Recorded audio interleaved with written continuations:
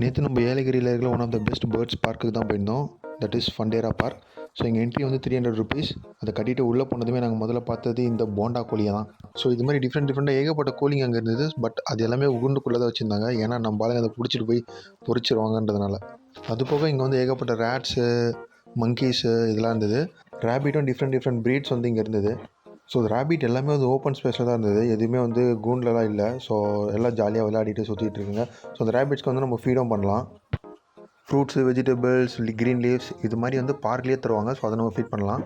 So அது மாதிரி இந்த ஆஸ்ட்ரிச்சுக்கு ஃபீட் பண்ணலான்னு போனோம். பாருங்க.